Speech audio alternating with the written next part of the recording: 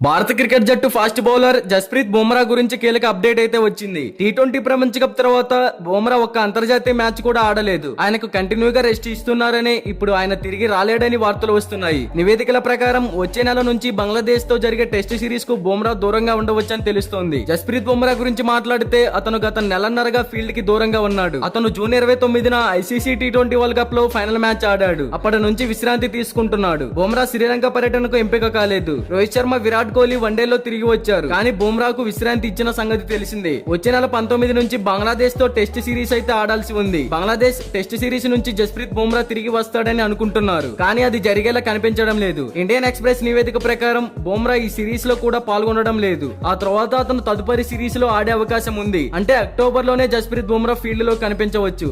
టీమిండియాలోని ఇద్దరు గొప్ప బ్యాట్స్మెన్లు రోహిత్ శర్మ, విరాట్ కోహ్లీ గురించి కూడా కీలక వార్తలు వచ్చిన సంగతి తెలిసిందే. మీడియా నివేదికల ప్రకారం ఈ ఇద్దరు బ్యాట్స్మెన్లు రాబోయే దులీప్ ట్రోఫీలో ఆడనున్నారు. ఈ ఇద్దరు ఆటగాళ్లు చాలా కాలంగా దేశవాళీ టోర్నీలో ఆడలేదు. చాలా కాలం తర్వాత పునరాగమనం చేయబోతున్నారు. అయితే ఈ టోర్నీలో కూడా జస్ప్రీత్ బుమ్రా ఆడడం లేదు. శుభ్మాన్ గిల్, కేఎల్ రాహుల్, అక్షర్ పటేల్, రవీంద్ర జడేజా, యశస్వి జైస్వాల్, సూర్యకుమార్ యాదవ్, కుల్దీప్ యాదవ్ వంటి ఆటగాళ్లను కూడా ఇందులో ఆడమని బీసీసీఐ కోరింది. ఇషాన్ కిషన్ ని కూడా ఏ జట్టులోకైనా చేర్చుకోవచ్చు. ఇప్పుడు బుమ్రా ఎప్పుడు మైదానంలోకి వస్తాడో చూడాలి. సెప్టెంబర్ లో బంగ్లాదేశ్ తో జరగబోయే టెస్ట్ సిరీస్ లో ఎంతమంది బుమ్రా ఆడాలనుకుంటున్నారో కామెంట్ చేయండి. అండ్ ఇలాంటి డైలీ క్రికెట్ అప్డేట్స్ కోసం మన ఛానల్ ని సబ్స్క్రైబ్ చేసుకోండి. అలాగే ప్రక్కనే ఉన్న గంట సింబల్ యాక్టివేట్ చేసుకోండి. Thank you for watching.